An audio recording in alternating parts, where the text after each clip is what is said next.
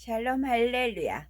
이 레위기는 크게 두 분야로 구분이 되는데, 먼저 앞부분은 우리의 죄가 어떻게 사해지는가, 곧 죄를 사하기 위한 제사법과 하나님과 백성 사이에서 제사를 담당하는 제사장의 자격과 의무에 대한 내용이 기록이 되어 있습니다.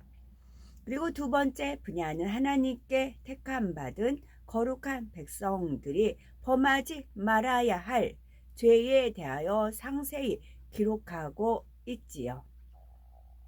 레위기에 기록된 제사법은 오늘날 우리가 어떻게 예배 드려야 하는가, 그 방법론을 설명하고 있습니다. 오늘날 우리가 예배를 통하여 하나님을 만나고 응답과 축복을 받는 것처럼 구약 시대에는 제사를 통해 제사함을 받고 하나님의 역사를 체험했지요. 그러나 예수 그리스도 이후에는 성령이 우리 안에 오심으로 우리가 신령과 진정으로 예배를 드림으로 성령의 역사 가운데 하나님과 교통할 수가 있게 되었습니다.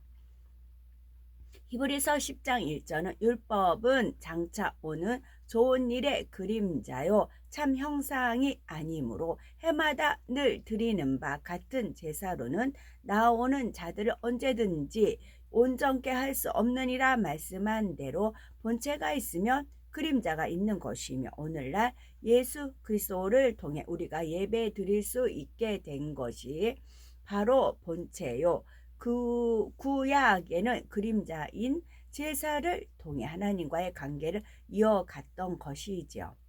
그런데 하나님께 드리는 제사는 하나님께서 원하시는 규정대로 드려야 합니다. 하나님께서 기뻐하시는 방법이 아니라 사람이 자기 방법대로 한다면 하나님께서 받지 않으시지요. 창세기 4장을 보면 하나님께서는 하나님의 뜻을 따라 드린 아벨의 제사는 받으셨지만 자기 생각에 좋은 대로 제사를 드린 가인의 제사는 받지 않으셨던 것을 볼 수 있죠.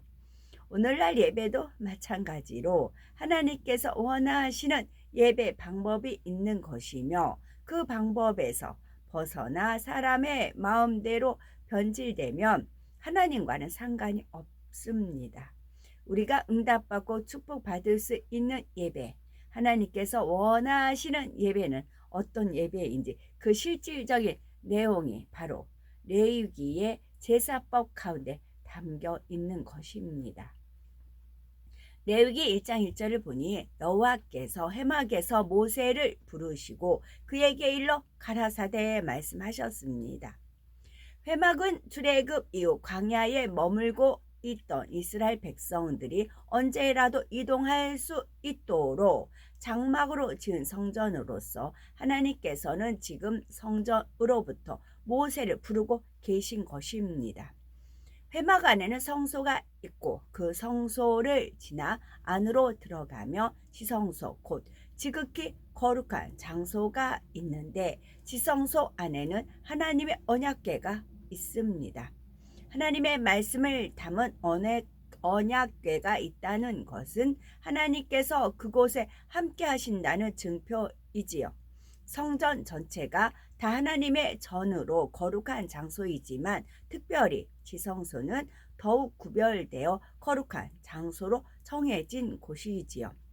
이곳은 오직 대제사장만이, 그것도 1년에 단 한 번 들어가 하나님 앞에 속죄의 제사를 행하도록 허락받았고, 죄인들은 결코 하나님 앞에 가까이 할 수 없으므로 지성소 안으로 들어갈 수가 없었죠. 그런데 오늘날은 주 예수 그리스도로 말미암아 우리 모두가 하나님 앞에 나가도록 허락이 되었죠. 마태복음 27장 50에서 51절을 보면 예수께서 다시 크게 소리 지르시고 영원히 떠나시다. 이에 성소 휘장이 위로부터 아래까지 찢어져 둘이 되었다 했지요. 예수님께서 우리 죄를 위해 자기 몸을 들여 십자가에 죽으실 때에 지성소와 우리 사이에 막고 있던 휘장이 찢어져 둘이 되었습니다. 여기에 대해 히브리서 10장 19에서 20절에는 그러므로 형제들아 우리가 예수의 피를 힘입어 성소에 들어갈 담력을 얻었나니 그 길은 우리를 위하여 휘장 가운데로 열어 놓으신 새로운 산 길이요 휘장은 곧 저희 육체니라 했습니다. 예수님께서 몸을 들여 죽으심으로 인해 휘장이 찢기고 죄인된 우리가 거룩하신 하나님 앞으로 나아갈 길이 열린 것이지요.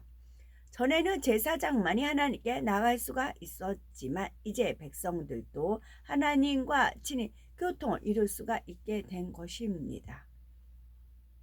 그러면 오늘날 회막이 우리에게는 영적으로 어떤 의미가 있는 것일까요? 회막은 오늘날 성도들이 예배하는 교회이며 성소는 주를 믿고 영접한 우리의 몸이지요. 지성소는 성령께서 거하시는 우리의 마음이고요. 고린도전서 6장 19절을 보면 너희 몸은 너희가 하나님께로부터 받은 바 너희 가운데 계신 성령의 전인 줄을 알지 못하느냐 말씀했습니다. 우리가 예수를 구세주로 영접하면 하나님께서 선물로 주시는 성령이 우리 마음 안에 계시기 때문에 우리 마음과 우리 몸은 거룩한 성전인 것입니다. 또한 고린도전서 3장 16에서 17절을 보면 너희가 하나님의 성전인 것과 하나님의 성령이 너희 안에 거하시는 것을 알지 못하느뇨. 누구든지 하나님의 성전을 더럽히면 하나님이 그 사람을 멸하시리라. 하나님의 성전은 거룩하니 너희도 그러하니라 했지요. 눈에 보이는 하나님의 성전을 항상 정결하고 거룩하게 지켜야 하는 것처럼 성령께서 성전 삼고 계신 우리 몸과 마음 또한 항상 정결하고 거룩하게 지켜나가야 하는 것입니다.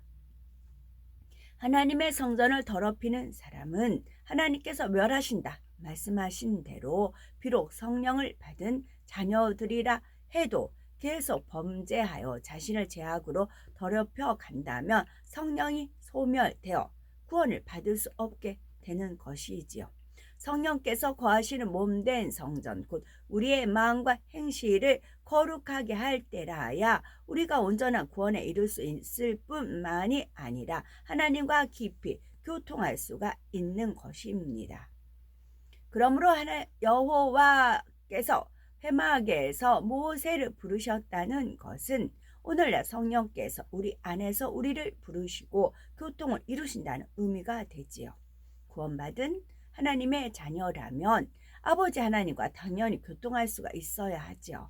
기도할 때도 성령으로 기도하며 예배할 때도 신령과 진정으로 하나님과 교통을 이루는 가운데 예배할 수 있어야 하는 것입니다. 우리는 주께서 열어주신 길을 따라 항상 하나님 앞에서 깊이 교통하며 하나님의 사랑과 인도 가운데 거한 우리가 되어야 되겠지요. 요한복음 4장 23절을 보면 아버지께 참으로 예배하는 자들은 신령과 진정으로 예배할 때가 오나니 곧 이때라. 아버지께서는 이렇게 자기에게 예배하는 자들을 찾으시느니라 말씀하셨습니다. 우리가 신령과 진정으로 예배할 때 반드시 하나님의 축복이 임합니다. 솔로몬이 정성을 다한 1천 번제를 드렸을 때에 하나님께서는 솔로몬을 기뻐하여 만나 주시고 마음의 소원을 응답해 주셨지요. 전무후무한 지혜를 받았을 뿐 아니라 자기가 구하지 않은 부귀 영화도 넘치도록 받았지요. 레위기에 기록된 영적 의미를 쫓아 참으로 하나님 앞에 합당하며 기뻐 받으시는 예배를 드림으로 영육간에 채워주시는 하나님의 축복이 항상 우리와 함께하여 되겠습니다. 아멘.